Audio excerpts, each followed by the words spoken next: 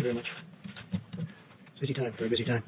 And let me begin by, again, expressing our support, solidarity, and love for the people of our great country who are fighting for you, and we're enduring all of this together, and we will soon prevail together. We get a lot of progress. We appreciate all of the great assistance from the governors and people within the states. The relationships have been really, very good. Spoke with Governor Cuomo. We're working very hard to get additional things to New York as quickly as possible. As you know, we took care of the hospital, including personnel, the 2,500 beds that we built just recently at Javits, including personnel, and we opened it up to COVID, and that's something that we also did in Louisiana, and we're doing it in Dallas. So we have a lot of not only hospitals being built, but now we're manning the hospitals because states are, in many cases, unable to get additional people to work. It's just an incredible situation. It's never been anything like this. One of the most important issues in battling this pandemic is coordinating the delivery of the crucial supplies throughout the nation based upon the most accurate information available. And we've got the best healthcare and disaster experts anywhere in the world, and everybody will tell you that. And we're dealing with big parts of the world and helping them also through this horrible situation where 151 nations are going through it. We're working to ensure that the supplies are delivered where and when they're needed. In some cases, we're telling governors, we can't go there because we don't think you need it, and we think someplace else needs it. And pretty much so far, we've been right about that. And we'll continue to do it as it really gets. This will be probably the toughest week between this week and next week. And there'll be a lot of death, unfortunately, but a lot less death than if this wasn't done. But there will be death. We're looking for an obvious focus in the hardest hit regions. Some of them are obvious and some aren't so obvious. They spring up, they come, and they hit you like you got hit by a club, an area that wasn't at all bothered. You look at what's going on in New Jersey. The governor's doing an excellent job, by the way, about how that sprang up. Every decision that we're making is made to save lives. It's really our sole consideration. We want to save lives. We want as few lives lost as possible. It's therefore critical that certain media outlets stop spreading false rumors and creating fear and even panic with the public. It's just incredible. I could name them, but it's the same ones, always the same ones. I guess they're looking for ratings. I don't know what they're looking for. So bad for our country. And so bad. People understand it. You look at the levels and approval ratings, and they're the lowest they've ever been for media. It's so bad for our country, so bad for the world. You got to put it together for a little while, get this over with, and then go back to your fake news. During a national emergency, it's just essential that the federal decision makers cut through the fog of confusion in order to follow the facts and the science. Many hospital administrators that we've been in touch with, even in the really hot spots, you know what they are communicating directly with us that their level of supplies are being essential needs, and at the current time, they're really thrilled to be where they are. Whenever local shortages are reported, we're asking states to immediately meet the demand, and we're stockpiling large amounts in different areas. We're going to be discussing that in a little while, but we want distributions to be made on a fair basis. We have to take care of a large country, not just certain areas of the country. But no matter where, we've been there, and we've been there very slowly. I want to thank FEMA. I want to thank the Army Corps of Engineers. I want to thank our military for what they're doing. And we're going to be adding a tremendous amount of military to help supplement the states. Thousands of soldiers, thousands of medical workers, professionals, nurses, doctors. And it'll be a large number.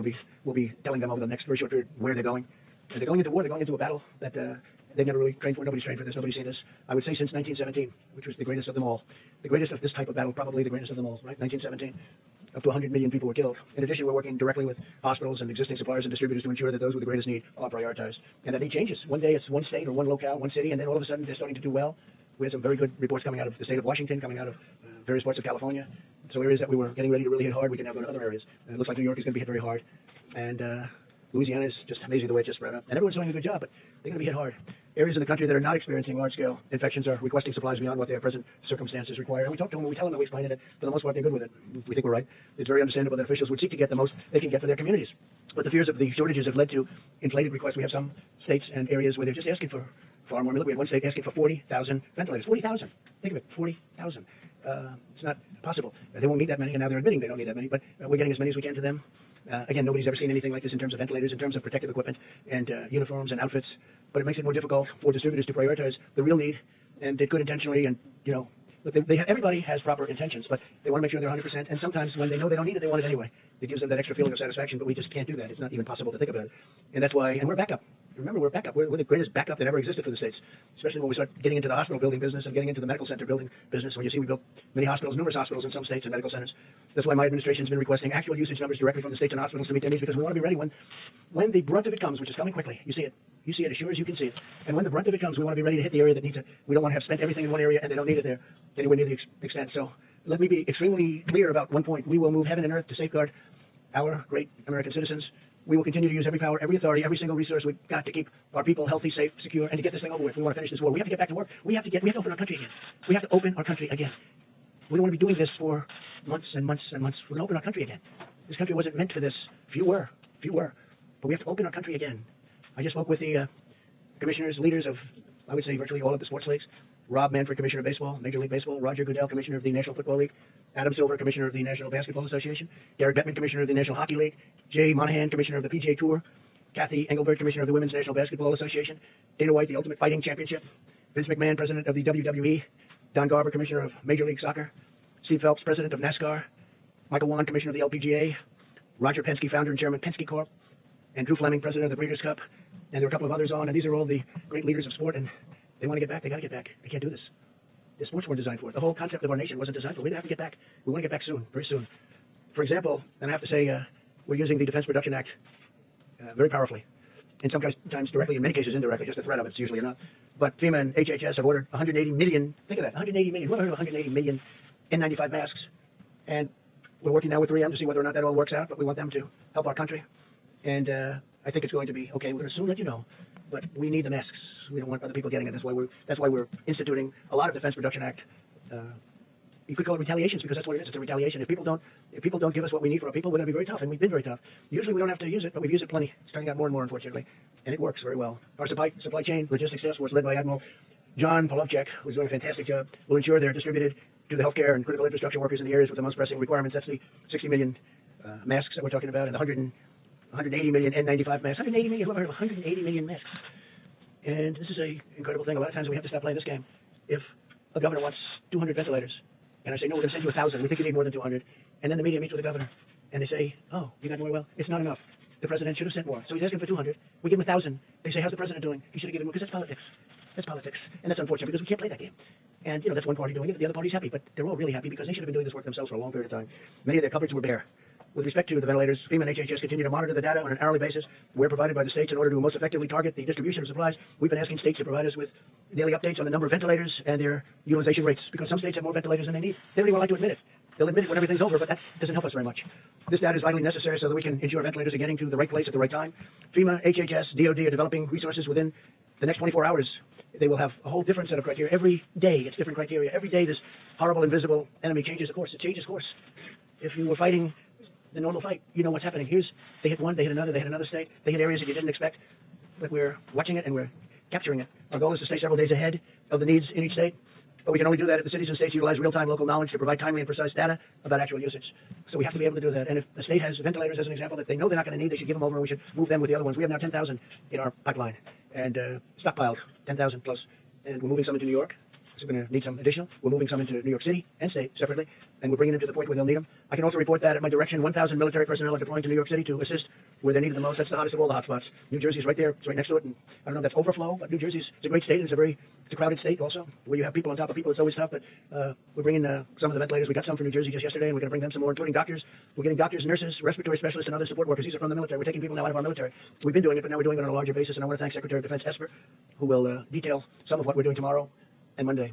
As the situation in Washington State continues to stabilize, we're returning a 300-bed federal medical station to a different location. So we need it, and we appreciate that. They won't be needing it, and we appreciate them letting us know we're going to move it to a different location we've already built. Many governors initially made large requests for federal support for their states in anticipation of a greater number of cases, but the residents of Washington State have done a really good job of following the federal distancing guidelines. They really have. I'm also pleased to report that Oregon will be spending a lot of money because they really did stockpile well, and they're also sending 140 ventilators directly to New York, which we appreciate. And I want to thank the Vice President for the great work he's doing every day dealing with our nation's governors. Mike Pence has been working day and night on this, and we want to get it over. He's got to get a little more sleep than he's getting. He hasn't been getting very much, I will tell you that. And we're all in this together. It's a beautiful thing to see how people are joining forces to help one another. They really are. In addition to our courageous doctors, nurses, and healthcare workers, I also want to thank the incredible food supply workers who are feeding our nation. I spoke just a little while ago to Senator Bozeman. You know Senator Bozeman. We all do. He's a great senator. He's a great person. We spoke just this morning, and we discussed how important it is to keep our farmers and ranchers, processors, and distributors in our nation's prayers. And I want to thank the senator for the incredible job he's been doing. And a lot of the senators and congressmen and everybody's working very hard. My administration is working very aggressively to pioneer new medical countermeasures to treat and prevent infection. Working on a lot of things. We must utilize our nation's scientific brilliance to vanquish the virus. We have to vanquish the virus as quickly as we can, because we have a lot of things happening in this country, and we have a great future, but we have to get back to work. This week, the FDA established the Coronavirus Treatment Accelerator Program, which is expediting the development of new antiviral and other therapies, and they're doing it on a very rapid basis, and I think we're having some very good results. We'll tell you about that. HHS continues to speed the development of therapies derived from human blood that have the potential to lessen the severity or shorten the length of the illness. And as you know, last Saturday, the FDA also gave emergency authorization for hydroxychloroquine, and the hydroxychloroquine is I hope it's going to be a very important answer. We're having some very good things happening with it, and we're going to be distributing it through the Strategic National Stockpile. It's going into the Strategic National Stockpile to treat certain patients, and we have millions and millions of doses of it, 29 million to be exact. In addition to that, we're making it, and we're also getting it from various other locations and countries. In one case, I called Prime Minister Modi of India this morning. They make large amounts of hydroxychloroquine, very large amounts, frankly. And I said, they had a hold because, they have 1.5 billion people. and they think a lot of it. And I said I'd appreciate if they would release the amounts that we ordered, and they are giving it serious consideration. But they do make, India makes a lot of it. So we have already 29 million, if you look, I mean, that's a big number, 29 million doses. And we've got millions of doses that are being made here, and many millions of doses that are made elsewhere that are being shipped here, and it will be arriving. We're just hearing really positive stories, and we're continuing to collect the data, but I'll just speak for myself. It's been out for a long time. It's a malaria drug. It's also a drug for lupus. And there's a study out that people with lupus aren't catching this horrible virus. They're not affected so much by it. Now, maybe that's correct. Maybe it's false. You'll have to check it out. But there's a lot of very positive things happening with that. That's a game changer if that's the case. Obviously, we continue to work on the vaccines, but the vaccines have to be down the road by probably 14, 15, 16 months. We're doing great on the vaccines. I think Johnson & Johnson is leading, seems to be leading in terms of the studies, but we'll see what happens. But I feel good about that, but that's down the road. But tremendous promise with what's just been mentioned. In addition to that, Gilead Sciences has initiated a phase 3. That's down the line, meaning clinical studies of the drug remdesivir. Now, it's approximately 1,000 patients, which is a pretty good study. Other drugs are also being studied in patients. And this week, Oracle, a great company, donated a new web portal. Larry Ellison, amazing guy, and platform to the government to gather real-time data on how patients are responding to the various new treatments. And they have a very sophisticated site. We'll be learning a lot from Oracle, and thank you to them. We're also spending economic dollars like you wouldn't believe and speeding economic relief to American workers, families, and businesses. Yesterday, the Small Business Administration launched the Paycheck Protection Program to help employees keep paying their workers. In 24 hours, the Small Business Administration and over 1,200 lending partners processed over 28,000 loans. It's so far ahead of schedule, and billions of dollars. It's worked out incredibly well, and I want to thank Bank of America and JP Morgan Chase and a lot of the big banks that have been involved, and a lot of the community banks. Community banks have really jumped on it, and it's so far going way ahead of schedule. The SBA also clarified that faith-based organizations, including houses of worship, are eligible for the Paycheck Protection Program. That's great, as well as the Economic Injury Disaster Loan Program that you're familiar with on the same terms as every other applicant. If we run out of funding for the Employee Retention Program, I will immediately ask Congress for more money. This is money that's really going directly to the people that need it, the small businesses that need it, and the workers that need it. Finally, because when we open, we want to open strong with businesses that are going. Remember, we have the greatest economy in the world, and then one day we were told, we've got to shut it down, stop it, tell everyone to stay home because of this horrible virus, and we did that. And we did the right thing, but now we have to open. We have to open our country. Finally, I can report that as of today, the State Department has successfully coordinated the safe return of more than 40,000 Americans stuck abroad on over 400 flights from 75 countries. Many of those countries were terrific in helping us, and I appreciate that very much. Some of them I had called the leaders of the country, most of whom I know, and once I did, they snapped like you wouldn't believe. They really helped us, right? So I appreciate that. So we brought back 40,000 Americans who were literally stuck in some countries with no chance of getting out, and we got them back. 400 flights, 75 countries, think of that. And those countries in almost every instance had a big problem with the virus. I want to thank the American people, most of all, for the selfless sacrifices that they're making for our nation. I know it's not pleasant, although some people have said they've gotten to know their family better, and they love their family more than ever. And that's a beautiful thing. They've actually gotten to know them. They're in the same house with their family for a long time. I guess it can also work the other way, perhaps, but we don't want to talk about that. And I want to encourage everyone to keep following our guidelines on slowing the spread. Sustaining this war effort is, and that's why this is a war effort, is the patriotic duty of every citizen. While we may be more physically distant for a time, we're closer together in the heart and in the spirit. And through this great national unity is happening. We're having a great unity developing that a lot of people didn't think would be possible to develop like this. And we will conquer the disease and restore our nation to its full and glorious might. And we're doing really well, and I'm very proud of everybody out there. We're very proud of you. It's something that nobody could have ever projected. It's been over 100 years that a thing like this has happened. And the problem with this one is the contagion. It's so contagious. Nobody's ever seen anything like that, where it's so contagious. You can be feet away and just talking to somebody and catch it. You can catch it. You know how long it can live on surfaces. So things that nobody even thought of, the level of contagion. So we're getting there. We're going to make sure that it's over soon, and just keep going. It's not going to be long. And thank you very much. And with that, I'd like to ask Dr. Hahn to speak, and he's been doing yeoman's work at the FDA. Thank you very much, Doctor. Thank you. Thank you. Thank you, Mr. President. I'm going to speak about hydroxychloroquine and the efforts around that. Just to preface, I'd like to echo what the President said about the American people and the resiliency and the just terrific work. Mitigation is such an important part of our fight against the COVID-19 virus. Last week, as the President said, we issued an emergency use authorization to allow the donated hydroxychloroquine to come into the country and enter the general circulation.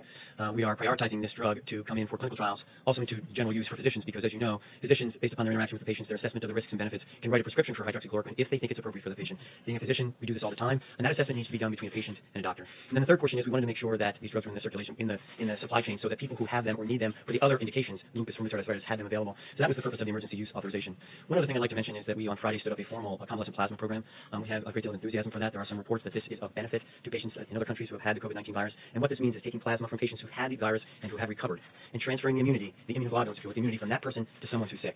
And we're hopefully expanding that across the country. The Red Cross is involved in that program, and I think it shows a great promise. It needs to be studied like other things, but just like I said before, it provides hope. We don't want to provide false hope, but definitely hope. Thank you. Thank you very much, Mr. President. I'd like to just take a couple of moments to talk a little bit about the public health aspects and how it relates to what the President just said about the need for us to begin to at least think about returning to some degree of normality.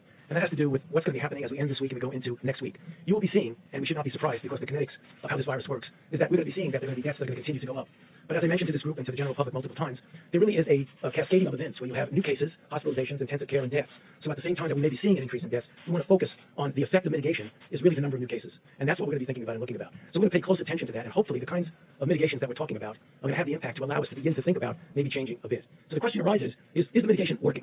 So let's look historically, and then just look at the reality of it. Clearly in the countries, China included, that have implemented some very strict kinds of programs of mitigation. Clearly it works in our own country. We've seen indication of that in Washington. Remember, Washington State was the first to get hit, but they put in a really good program of mitigation. And if you look at the charts that Dr. Berg showed the other day, they're still down there doing well. And the reason is, again, what I said before, but I think it's worth reiterating, that we have two opposing forces here. The virus, which is wants to do what the virus wants to do.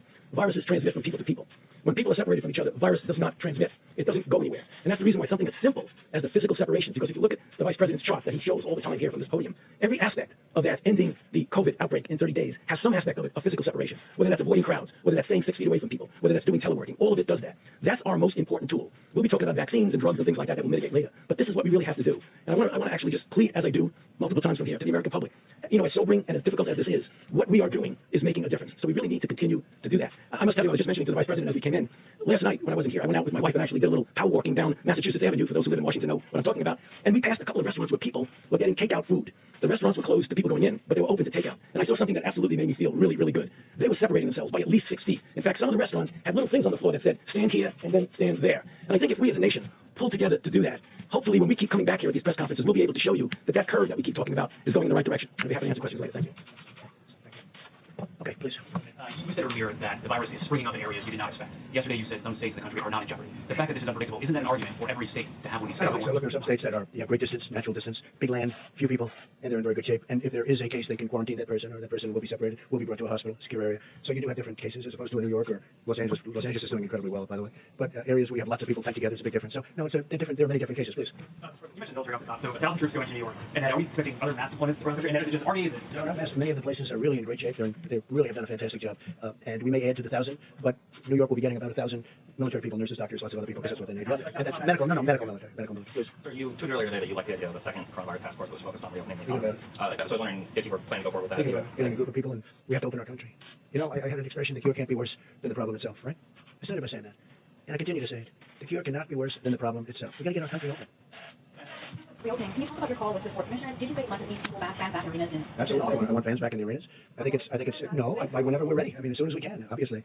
And the fans want to be back too. You know, they want to see basketball and baseball and football and hockey. They want to see their sports. They want to go out onto the golf courses and breathe nice, clean, beautiful, fresh air. No, I can't tell you a date, but I think it's going to be sooner rather than later. But and you know, we're not going to have separation for the rest of our times on the planet. We need it for this period of time, but eventually people are going to be able to occupy those seats in arenas next to each other, like we have for all of my life and all of your life. They want to sit next to each other at restaurants. They don't want to be 6 feet away. And some restaurants may call up and say, I'm worried because I have a small restaurant with not too many seats. He said 120.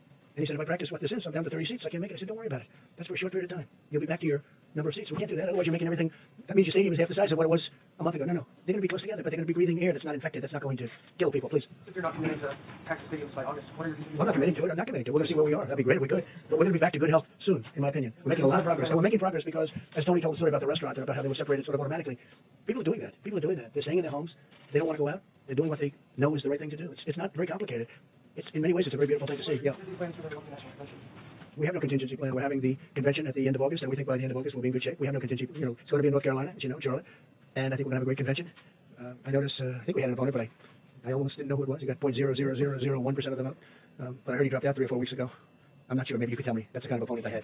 And hopefully we have another one just like that in Joe. This weekend, lawmakers are working on the next round of relief packages. What was not in the stimulus package that you signed last week that you would like to see fixed? Well, I think we're going to need more money for the small businesses. It's been working out so well. It's been so efficient. The banks have been doing an incredible job. I think we're going to need more money there. I think, we'll see, but based on the first couple of days, it's been incredible. I think that restaurants and entertainment, that would include sports leagues, all forms of entertainment, go back to the original, where they get tax deductibility for what they're doing, and for people come in and buy tickets or go out for meals, and corporations can then send people into these restaurants who are going to have a hard time otherwise opening, in my opinion, and that could be the same for the sports leagues. So we want to see for entertainment and for restaurants deductibility so that corporations can take a deduction. They'll send their executives, they'll send people there, and they get a deduction. That is something that will really bring life back to the restaurants. I think make them hotter than before. You know, they used to have it, and when they ended it, it was really never the same. It was never the same. Yeah, please. You said that you want to get as few lives lost as possible with the pandemic, but there are still 8 governors, all Republicans, who have refused to issue these statewide stay-at-home orders. Your own expert, including Dr. Fauci, has said stay-at-home orders are the most effective way to stop the spread of this virus. So why not do everything possible? Right now to do that? We have a thing called the Constitution, which I cherish, number one. Number two, those governors, I know every one of them, they're doing a great job. They're being very, very successful in what they're doing. And as you know, I want the governors to be running things now. In some cases, we'll supersede, but in this case, it's not. I think it depends. It depends on the individual state that you're talking about. But they're doing very well, and they're doing a magnificent job in running their states. Well, South Carolina has 1,700 cases right now of coronavirus. Utah has 1,255. I mean, are these not states that you think should I have don't think they're doing a great job. Well, that's a very small number relative to population. larger than some states that do have stay-at-home orders? It's up to the, if I saw something wrong, if I saw a massive breakout, of which that's not, I would come down very hard. But Isn't the key in that they're getting ahead of those numbers, though? no, not in that case, but in the case, I know the state you're talking about. By the way, I think you're up to 92% is covered. 92% of the country is covered. And from a constitutional standpoint, they made the difference. They called the shots. Yes, Jeff? There's a question about that. You and the others here are saying people need to continue following the mitigation efforts, but you're also saying again, the cure must not be worse than the problem. Which is it? No, I'm just saying, we have to get this country open, Jeff. It has to get open. This country was not designed to be closed.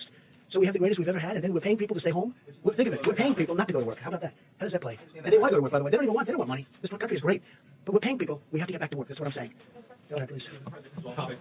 It's about the announcement from last night. It's a yes or no question, but not expecting the answer to be yes or no. But wasn't Michael Atkinson doing the job of the Inspector General of the Intelligence Community, the job he was supposed to do when he simply took the whistleblower complaint to Congress? What hadn't been taken previously. Wasn't he doing the job that he was supposed to do, that American taxpayers were paying him to do? And why did you decide to I thought he did a terrible job. Absolutely terrible.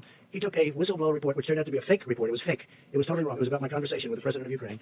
He took a fake report, and he brought it to Congress with an emergency, okay? Not a big Trump fan, that I can tell you. Instead of saying, and we offered this to him, no, we will take the conversation. Well, fortunately, we had a transcript. We didn't have a transcript with the kind of deception and dishonesty that were practiced by the Democrats. I might not be standing here right now, okay? Fortunately, we had a transcript, and it was a perfect transcript because even the lieutenant colonel admitted it was correct. Okay, wait a minute, here's the question. So he took this whistleblower, and I keep saying, where's the whistleblower, right? And why was the whistleblower allowed to do this? Why was he allowed to be, you call it fraudulent or incorrect transcript? So we offered this IG, I don't know him, I don't think I ever met him. I don't think he never even came in to see me. How can you do that without seeing the person? Never came in to see me, never requested to see me.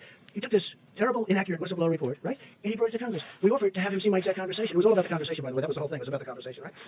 And then after he saw it, he must have said, wow, because as I've said it many times, and it drives you people crazy, it was a perfect conversation. So instead of going and saying, gee, this is a terrible thing he said about the president's conversation, well, it was a fraud.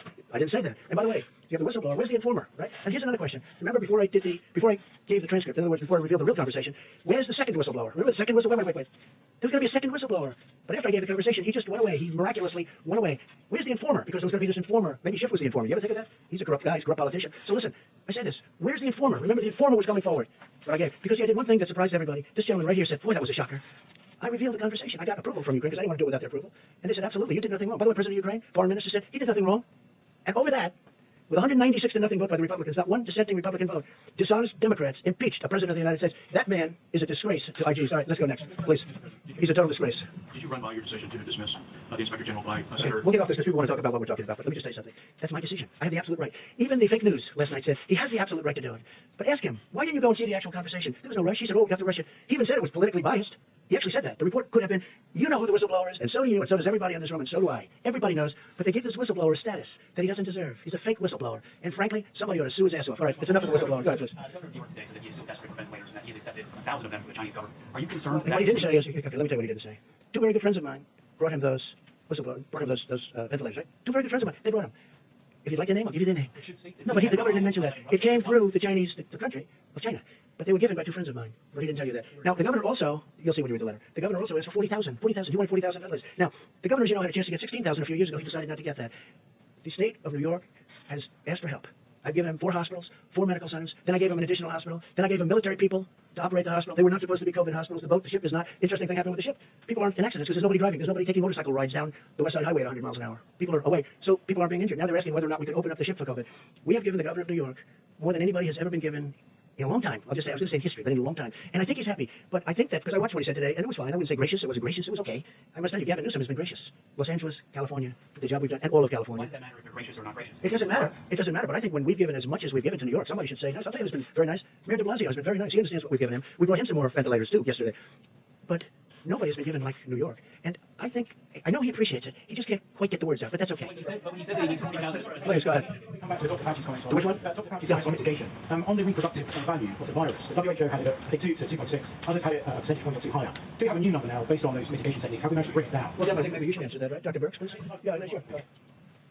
You know, it's an excellent question, and it's why all of the modelers, and I really want to thank them again, they're reevaluating all of their models in light of the level of the impact of the mitigation. Remember, none of us had really been through this before. So when we modeled school closures and distancing and staying at home and all of these pieces, that had never really come into the model before. They're working on that very diligently now. Of course, just to be clear, we won't know how valid the models are until we move all the way through the epidemic. What we're triangulating right now, and instead of working on R not, we're looking at testing and triangulating testing, test positive cases, hospitalization, ICUs, and of course, the recoveries, because that's also very important to us.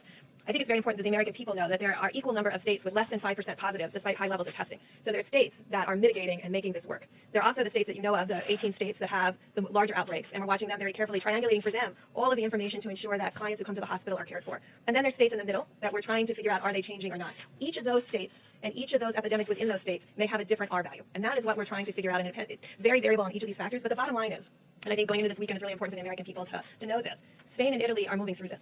They are seeing their number of cases drop. They're seeing the number of people in hospitals drop. We're about, on our models and on the actual data, about 12 days behind them. At the same time, we see in the United States really good case studies of the impact at Washington State, of California, and then a series of smaller states where we're trying to learn from them how to do surveillance. And with these new HHS, Abbott ID Now kits, and I just want to thank Admiral Gerard for getting them out, being able to look at testing in a more comprehensive way so we can be doing surveillance and mitigation simultaneously, so we can answer that very question. It's going to be very difficult to answer at this moment across the United States because each metro cluster is on a different pathway as they move through the epidemic. I think we just really ought to emphasize through, because we see Italy, we see Spain moving through, and we hope to be in that same position. At the same time, as the President said, he's concerned about every single person that is succumbing to this virus. We all are. And that's why we're making sure that in this triangulation, they're tracking minute by minute. When we say FEMA and HHS is tracking minute by minute the ventilator, hospital, and ICU bed needs, that's exactly what's happening. And also being flexible and responsive. To have DOD take 1,000 healthcare providers out of their medical corps is a very big deal. I was in the medical corps for 29 years. We never did that. So this is saying we respect and understand the importance and value of the American lives and doing that. But the R values will be variable by state. Before I do that, you had breaking news last night. You know that, you saw that, where I think the probable presidential candidate for the Democrats will be Joe Biden. And he agreed that I was correct when I stopped people from China very early from coming into our country. And Dr. Fauci said that was a very big moment because it would be a much different picture we have right now. And we allowed thousands and thousands of people from a specific area, I don't have to go into it, from China, to come in highly infected. It would have been a very different thing. The other thing, so I appreciate the fact that he did, because I was called xenophobic, racist, I was called many things when I did that very early. And I got a lot of credit for it in the Federalist, because the Federalist covered the whole journey. And they said Trump was, I didn't speak to the author, respected author, they said Trump was right at every single move. And on top of that, he was going through a fake impeachment, a hoax. I was going through a hoax when I made the decision. And that does take a little time, and certainly a little thinking time. But I appreciated the fact that Joe Biden announced last night that he now agrees that I was correct. You saw the report come out, that I was correct when I stopped people from China coming in at a very early stage. Can you talk about the Captain Crozier of the USS? Which one? What? Captain Crozier that was removed. Captain Crozier was the commander of the USS Virgil. I don't know if you saw the videos that they was cheering for him as he left. Our reporting shows that some sailors have said that they're worried to re-enlist because they are not convinced that commanders are taking care of their health and taking care of them. Okay, what do you say? Well, I don't know much about it. I can only tell you this. Here we have one of the greatest ships in the world, nuclear aircraft carrier, incredible ship, with thousands and thousands of people. And you had about 120 that were infected. Now, I guess the captain stopped in Vietnam, and people got off in Vietnam. Perhaps you don't do that in the middle of a pandemic or something that looked like he was going to be. You know, history would say you don't necessarily stop and let your sailors get off, number one. But more importantly, he wrote a letter. The letter was a 5-page letter from a captain, and the letter was all over the place. That's not appropriate. I don't think that's appropriate. And these are tough people. These are tough, strong people. I thought it looked terrible, to be honest with you. Now, they made their decision. I didn't make the decision. Secretary of Defense was involved, and a lot of people were involved. I thought it was terrible what he did. To write a letter? I mean, this isn't a class on literature. This is a captain of a massive ship that's nuclear powered. And he shouldn't be talking that way in a letter. He could call and ask and suggest. But he stopped in Vietnam. A lot of people got off the boat. They came back and they had infection. And I thought it was inappropriate for the captain of a ship to do. I don't want to comment as to whether or not, but I agree with their decision 100%. Get the back, please. Joe Biden actually just attacked you this week. I don't know if you have seen it. He just what? Attacked you. He just Well, he didn't write anything. Look, he has professionals from the Democrats writing. He just what he said. He said Donald Trump is not responsible for the coronavirus, but he is responsible for failing to prepare our nation to respond to it. How do you respond to that? He didn't write that. That was done by a Democrat operative. He doesn't write. He's probably not even watching right now. And if he is, he doesn't understand what he's watching. But just so you understand, it was very nice what they wrote. I don't know. You know, they released it at a strange time. You know, sort of a strange time to release something like that. But he admitted I was right. And if you read the Federalist story, which most of you won't, because you don't want to, but you learn something. Because if you go through a chart, times. I was early. Dr. Fauci, I don't think he's changed his mind, but he said it was a very important step when we stopped China from coming in from the specific area that was heavily infected. We have a whole different thing right now. So I don't really know what Joe Biden said. I don't really care. And again, I see every once in a while I'll say something, I'll make a speech, and then it'll be critiqued, and I'll get this beautiful, brilliant critique. Joe Biden didn't write that. Joe Biden didn't write that. He wished he did, but he didn't. Go ahead, please. Back. Question. China has warned of a resurgence of the virus. Has the U.S. developed a plan if, in fact, a second wave of the virus does, in fact, occur here in the country? Yes, we do. I mean, one of the things that obviously is parallel with thinking about the possibility, as I mentioned a little while ago, about mitigation allowing us to turn the corner very much on the front burner, is what happens when we do, because the risk of there being a resurgence is real. So what we need to do, and I believe I said this before, but it's worth repeating, that what we need to have in place, and we will have that in place, is that as you then pull back, you have to have the capability of, in a very pristine, precise way, do the kind of containment when you do see it. Because remember, when you get to mitigation, containment takes the back seat because you're just struggling to mitigate. But when you get it down, you need to make sure it doesn't resurge. That will require the ability to test, to identify, to isolate, and to do contact tracing. That's what we have to have in place, and hopefully we will at the time that we then pull back. Mention the plasma, so these are some of the people that were infected and have now either recovered or been well enough, and then they're transferring it to family members. You walk through that's working, and it's kind of like a case-by-case basis for hospitals. What are the results of that? I just was not like that. So this is a situation where someone who's recovered from the virus, doesn't have the virus in their system at all, you can take plasma, and this is a pretty routine procedure. You can actually donate a couple times a week, a couple times a month, frankly, and give that plasma. That plasma contains the proteins in the blood that have the antibodies against the virus. You can take that, process it, and then give it to someone who's ill. And so that allows you to transfer that immunity. It doesn't have to be matched by family or anything like that. Since last Tuesday, the Tuesday before last, we've allowed academic centers and other laboratories and hospitals around the country to do this on a compassionate use basis. What we did is we pulled this together in what's called an expanded access program and run it through the Red Cross because they've got the greatest system and capacity for doing this. And this allows us to scale up so that when people get sick, we can actually have these donated plasma packs given to the patients who are sick.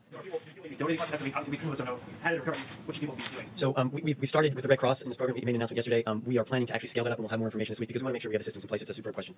Can you clarify the situation with 3M right now? Germany said that there was an act of piracy, that 200,000 masks were apparently imported from Thailand to the United States instead of Berlin. Is that miscommunication? Did that actually happen? And should 3M be fulfilling contracts? We're disappointed in 3M. They should be taking care of our country. They can sell to others, but they should be taking care of our country. The people that have dealt with them have dealt successfully with many companies over the last month. They don't like the way 3M has treated our country. They don't frankly like the representatives of 3M. And no act of you said piracy, right? Piracy? There's been no act of piracy. No, there's been no act of piracy. It's the opposite. 3M has not treated our country well, and if they do, great. And if they don't, they're going to have a hell of a price to pay. Okay? I say it that way. And I watched him on television on something talking about how this is so hard to believe, so hard to fathom. They ought to get their act together because I got involved and I looked at what happened, and they have not. 3M has not treated our country well. Go ahead, please. We'll get you the information. I was wondering about what you're seeing for patients who are coronavirus. I didn't mention this earlier, but what is the medicine today? What is the question? Is that what is the incidence of coronavirus? Right now, this is being looked at in a natural history study. We don't have any definitive information to be able to make any comment on that. It's an obvious good question because it might be a way for us to get some interesting and potentially important data as to the role of those medications. But that's something that is now being looked at, but we don't have any data to be able to say anything definitively. And I hope they use the hydroxychloroquine, and they can also do it with Z-Pack subject to your doctor's approval and all of that. But I hope they use it because I'll tell you what do you have to lose? In some cases, they're in bad shape. What do you have to lose? It's been out there for a long time, and I hope they use it. And they'll look at with doctors, work with doctors, get what you have to get. But we have it stockpiled, and we have a lot of it, and we're getting more of it. And as I told you, I spoke to Prime Minister Modi, we're getting more of it, but we have a lot of it. And I hope they use it because it's been used for a long time, and therefore it's passed the safety test. FDA has been terrific. Dr. Hahn, I appreciate it very much too. But I've seen some results. Now it's early, yes, it's early, but they should look at the lupus thing. I don't know what it says, but there's a rumor out there that because it takes care of lupus very effectively, as I understand it, it's a drug that's used for lupus. So there's a study out there that says people that have lupus haven't been catching this virus. No, maybe it's true, maybe it's not. Why don't you investigate that? And there's also other studies, with the malaria, that the malaria countries have very little people that take this drug for malaria, which is very effective for malaria, that those countries have very little of this virus. I don't know. You're going to check it out. But I think people should, if it were me, in fact, I might do it anyway. I may take it. Okay? I may take it. And I'll have to ask my doctors about that, but I may take it. Yeah, please go ahead. Much like last days, we know nothing about Russia and Saudi Arabia coming together on deal on oil. But in the last 24 hours, the OPEC Plus has been pushed back. They've traded OPEC can do whatever. Look, I've been against OPEC all my life. Because what is it? It's an illegal, you could call it a cartel, you could call it a monopoly, there's a lot of different names for it. But it broke down very violently. Very violently. So I don't care about OPEC. I really don't. I couldn't care less about OPEC. Let me just say, no, I think they're going to settle it. You know why? Because they're going to be destroyed. They're destroying themselves if they don't. Russia, it's a very important, and we had a very good conversation, President Putin and myself, very good. But Russia is a big part of their economic well-being is from oil. But oil is at a record low. Nobody's ever seen anything like it. It's actually lower than you even think. And it's to their advantage. Obviously, it's to Saudi Arabia's advantage. They told me, they're discussing, Saudi Arabia went much further than that. He thinks that a deal is going to be made at 10 million barrels reduction, and maybe more than that. He actually indicated it would most likely be much more than that. So we'll see what happens. I mean, we're going to see what happens. But as far as OPEC is concerned, I mean, I was against OPEC for years and years because I thought it was very unfair to our country. The beautiful thing is we have built one of the great, one of the things we've done is created so much we produce. We're the number one producer in the world right now. I don't like it for a different reason because it's going to hurt a lot of jobs in our country, this price. It's going to hurt a lot of jobs. Now, with all of that being said, people are going to be paying 90 cents a gallon. Did you ever hear that? What's that, 1952 or something? All right? So from that standpoint, but you know what? I am a big believer in our great energy business, and we're going to take care of our energy business. And if I have to do tariffs on oil coming from outside, or if I have to do something to protect our thousands and tens of thousands of energy workers and our great companies that produce all these jobs, I'll do whatever I have to do. Okay, yeah, ma'am, go ahead. You tweeted a little while ago about how sad it is for kids that don't have Little League right now. I'm wondering if you're willing to share about your youngest son and how he's dealing with life and sheltering in place, not going to school and sports. Well, he's a good athlete, and he loves soccer, and he's like everyone else, and everything's shut down. He's in his room. He's happy, but he's not as happy as he could be. He'd like to be playing sports, barren. And let's see what happens. But we have to get back. We have to get back. Remember that. We have to get back, and we have to get back soon. Okay? On the job support number. You guys ever stop? You want to keep going for a little while? Huh? I mean, do you ever stop? How many times yes? And in many cases, it's the same. Actually, a lot of good questions. Go ahead. But keep going, yes? So you're not going to blame me that I kept it going too long. People said, oh, every time you'll ask it. No, I mean, no, it's amazing. Really. Every hand went up. I thought we'd gone through I think every single hand went up the last time. You know what it shows you? It shows you that you love what you do. Go ahead. You do. No, you do. And some of you do it well. Not all of you. Go ahead. I'm not looking at you, by the way. We get the job support numbers yesterday. Obviously, that's kind of a small portion because it's like the first half of March.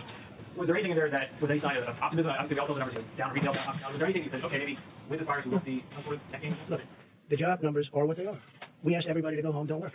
So the numbers are going to be, astronomical. We understand that. I understood that. I know somebody said the numbers are meaningless, and then they took that to mean, jobs don't mean anything. And, it was just another fake news story. It wasn't me that said it, by the way. It was a very smart person, but they meant it by saying it really is what. That's why I answer your question very carefully. The numbers are what they are. We know the numbers were going to be massive because we told everybody to go home and lock your door. Essentially, right? Don't come to work. You can't come to work. Don't go outside. Don't breathe. Don't do anything.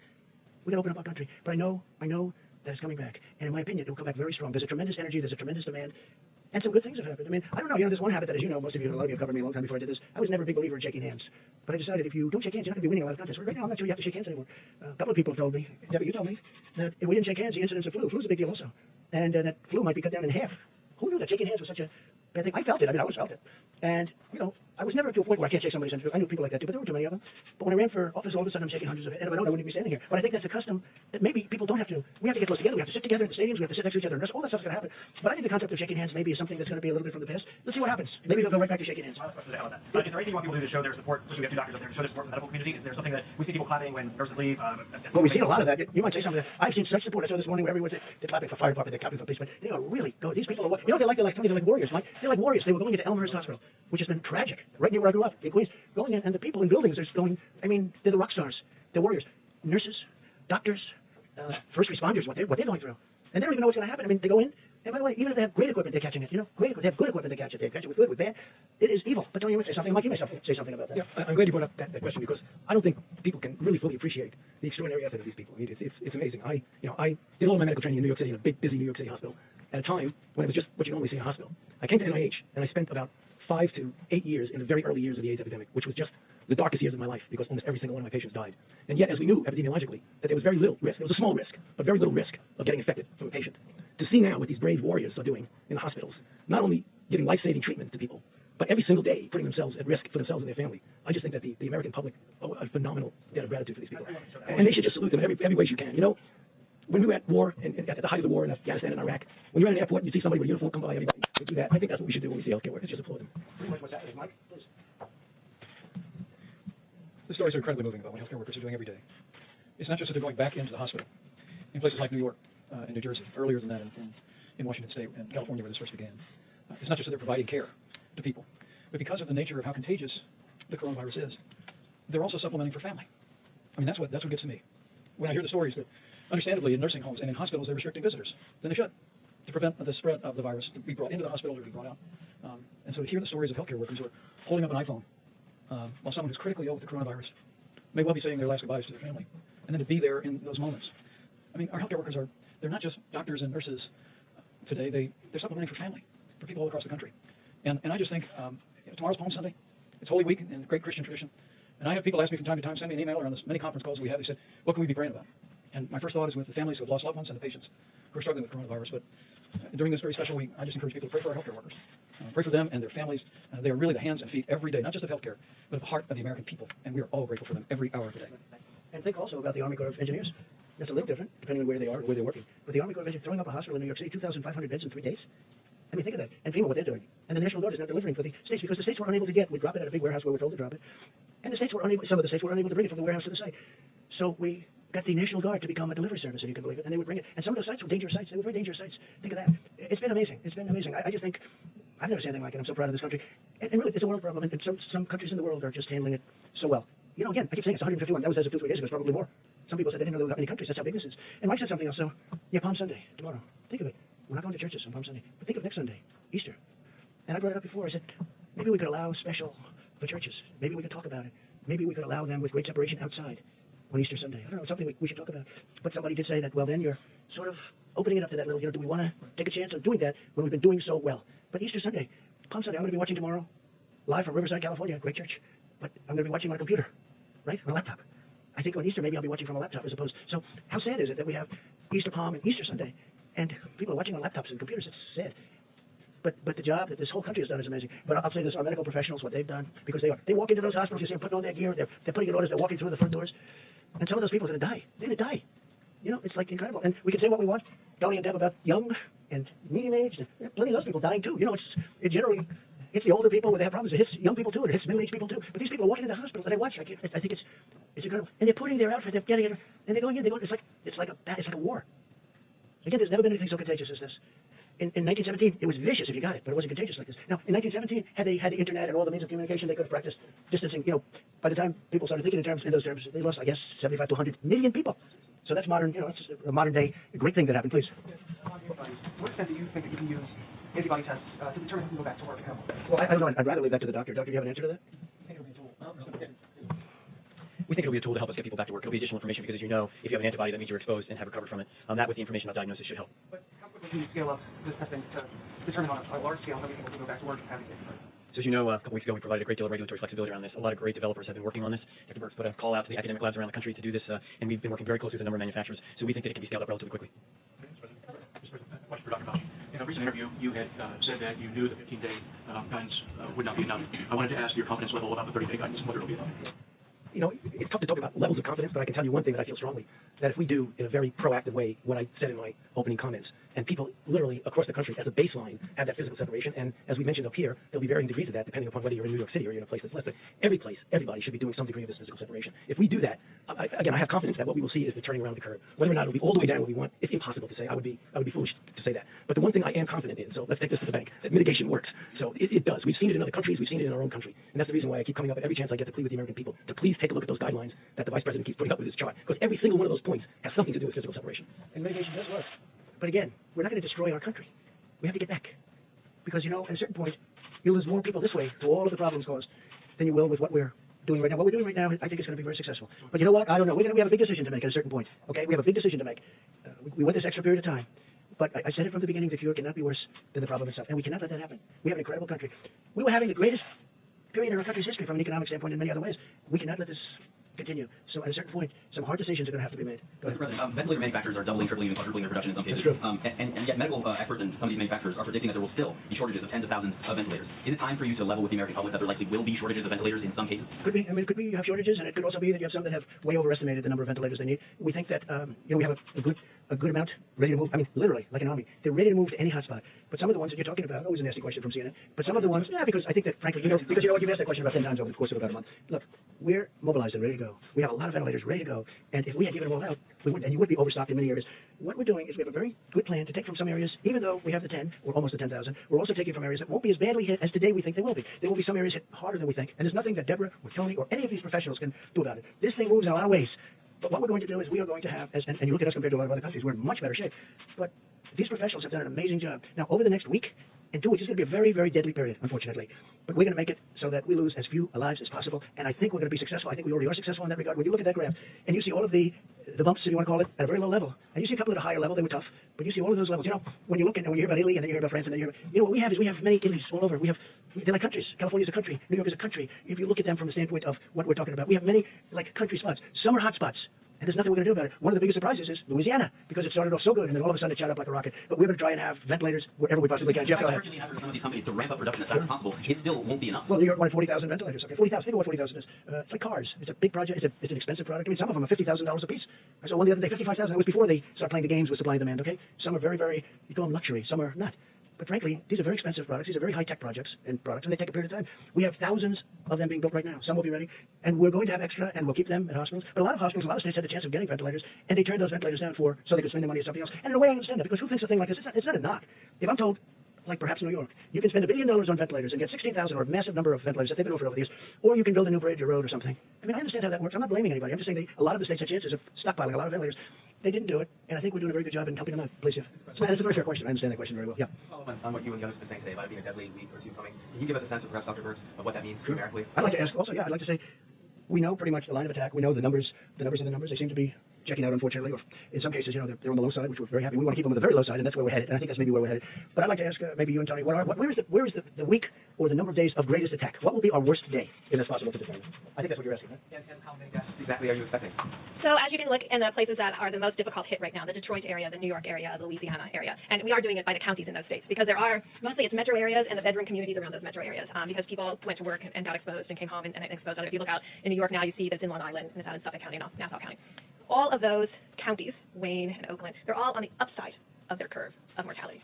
So you know when you get to the peak, you come down the other side. And when will that be? So by the predictions that are in that healthdata.org, they're predicting in those 3 hotspots, all of them hitting together in the next 6 to 7 days. Tens of thousands in that period of time? You can go to the website. It's variable. Each one of those communities is different, but you know where New York is, how much their mortality has been, and you know what we're seeing today are the people who were infected 2 or 3 weeks ago. If mitigation in New York worked, and we believe it is working, the cases are going to start to go down, but the mortality will be a lag behind that because of the comorbidities and other conditions.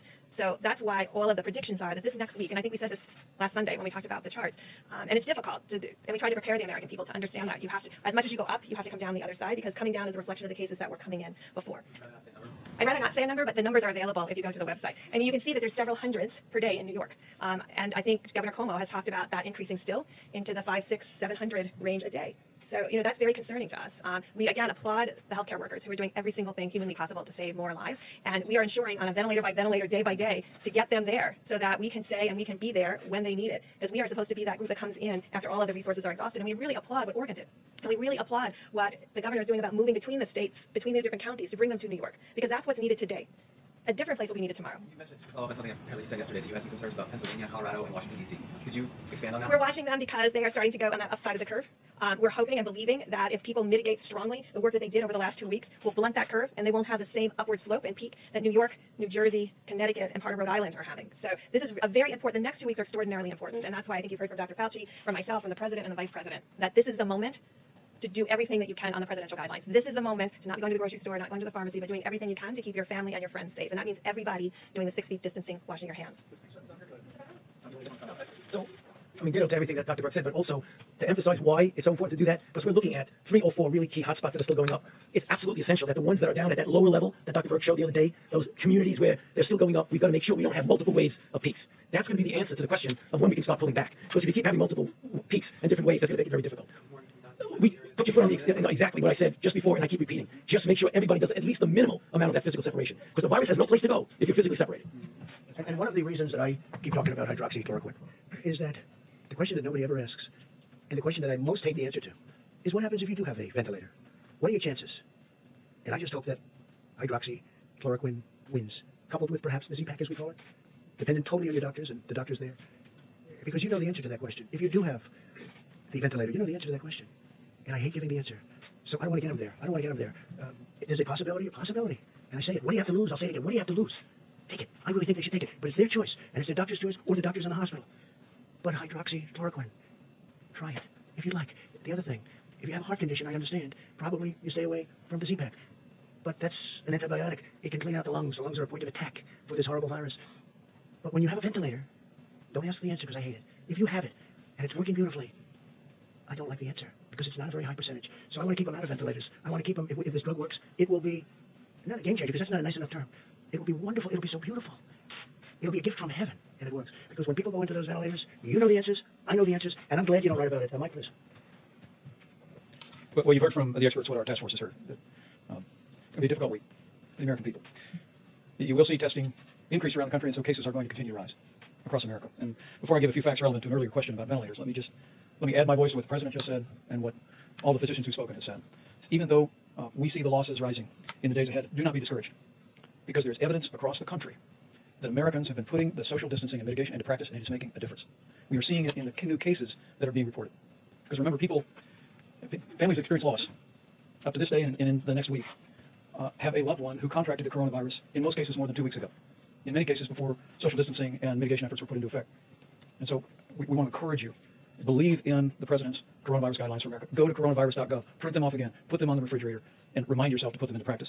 On the subject of ventilators, if I can amplify the point the President made, our team at FEMA is doing a remarkable job working with governors, state health officials, and local hospitals, particularly focused on our priority areas. We prefer the New York metro area, which includes New Jersey and Connecticut. We're focused on the New Orleans metro area, Louisiana. We're focusing on Detroit. We're focusing on Chicago. These are the areas where we see the significant rise in cases. And we are surging supplies, specifically ventilators, but all personal protective equipment from FEMA to those areas. And just to give you a couple of examples, I spoke to governors in New York, New Jersey, Louisiana, Massachusetts, Michigan, and Maryland today alone.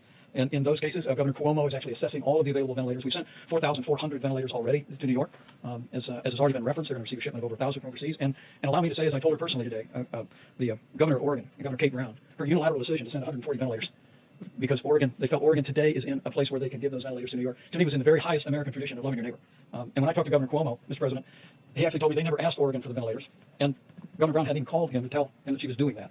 It really is remarkable. When I talked to Governor Hogan today, and the President and I will be speaking to all of America's governors on Monday again, I told him how inspired I was and how we got to spread the word to other governors in areas where they can spare resources to be joining with us at the federal level and providing them to states at the point of the need. But just a few for instances, as we track New Jersey, as I told Governor Phil Murphy, we deployed 200 ventilators to New Jersey today. Louisiana, we're monitoring literally hour by hour what's taking place in New Orleans with some encouraging news, but still great challenges. Yesterday, you heard the President say that we deployed 330,000 gallons that have been delivered to the public health systems and hospitals there, 200 ventilators. I spoke to Governor Charlie Baker today and was able to inform him. We're watching Boston area very closely. 100 ventilators are deploying happening today. I spoke to Governor Whitmer today. Detroit is experiencing a significant number of cases. We're watching it carefully, and today FEMA directed 300 ventilators to Michigan. Again, as the President said, we're all working our hearts out. But what I want to say to American families, and what I want to say to healthcare workers, is that we are going to identify the resources, leave no stone unturned, and we're going to focus resources on those areas in the order that they emerge. Now, the last slide is back on mitigation. We are hoping that we do not see other major cities in the country experience what Seattle experienced, what a greater New York City area is experiencing, what New Orleans is experiencing, and that's all in the hands of the American people today. So I just want to encourage you, coronavirus.gov, put into practice the President's coronavirus guidelines, and you will do your part to save lives, protect the American people, and ensure that we will have the resources to meet this moment wherever the need should arise. Loan programs that got us money yesterday, but we're getting a lot of small business owners, a lot of concern about whether they can get this money. Some of the banks weren't ready yesterday to start processing loans. Sometimes they're later. We're way ahead of schedules. The banks have been great. JP Morgan Chase, Bank of America, they're so far ahead. This is typical with you in particular. We're behind. They're not behind. It's been flawless so far beyond our expectations. You should say, I hear you're doing well, but maybe I don't even hear of any glitch. They've done billions of dollars of loans to small business. And these are great loans. These are loans that get immediately paid off. These are loans that get businesses back. I wish you could ask a question where something's working so well. Now, maybe things won't work well, and I don't mind that kind, but where something's working so well, and you ask a question in such a negative way. It's doing great. Yeah, go ahead. It's doing great. Really good. Maybe it won't in 2 weeks, and I'll respond differently, but it's doing great. You know it, and so does everyone else. Everyone's shocked how well it's doing. Who did? Dr. Burke. Yes. Some demographics, such as seeing that men might be more susceptible to the virus, seeing in Europe more cases among between 30 and 50. Has the data that you've seen in the past 2 weeks changed that assessment? Are men more susceptible? I don't think it's changed much, is it? The same pattern as Europe. Same pattern, same answer that we've given you. I think those folks between 30 and 50 being more adversely affected than what we've seen in Asia. No, tomorrow I'll bring you all the graphs back so you can see it. We can bring an updated graph, but it's very similar. Yes? Possibly restricting flights from hotspots. Where are you on that? We're looking at it very seriously right now. We're dealing with governors, we're dealing with airlines, we're dealing with a lot of different factors. It's a very difficult decision. We're also doing testing, getting into planes, very strong testing. States are doing testing of people that leave planes because they don't want to have people coming in who are infected. So understanding that, and the level of testing has been enormous. Okay, and some states are saying you have to go in quarantine for 2 weeks if you come from certain areas. So knowing that, we're working with the governors. What kind of testing? You say testing? You mean domestic ground or people coming in? Both. Some states are doing, when they land, they're doing very strong, very powerful testing. Please go ahead. Okay, well, then you'll check them again. One last question on ventilators. Governments are doing it, our government. Go ahead. One last question on ventilators. The governor of New York said that he received donations in ventilators from Jack Ma of Alibaba, which I think is your friend. Would you call on the business community to donate ventilators, not necessarily in New York, but other places like Louisiana? No, Jack Ma is a friend of mine, and he's made it very possible to get about 1,000 ventilators from China. But that was from him and my other friend. That was really a gift, and we appreciate it very much. It was very nice of them. All right, I think we've had enough. We'll be seeing you very soon, and I'm sure that you know that all of us are going to be working very hard. We're working very hard. We are really coming up into a time that's going to be very horrendous, probably a time like we haven't seen in this country. Would you say? I mean, I don't think we've seen a time like this in the country. And we're getting to that point where it's going to really be some very bad numbers. We want to keep those numbers a lot lower than they would have been, and we will do that. We have tremendous talent working. We have tremendous people, and that includes governors, that includes everybody. Everybody's working. But unfortunately, we're getting to that time when the numbers are going to peak, and it's not going to be a good-looking situation. I really believe we probably have never seen anything like these kind of numbers. Maybe during the war, during a World War I or II or something. But this is a war all into itself, and it's a terrible thing. We will be seeing you soon. We'll keep you totally abreast. We're also going to be releasing new ventilator numbers because we have a lot of them coming, a lot of them going to different locations, and we appreciate it very much. Thank you. Thank you.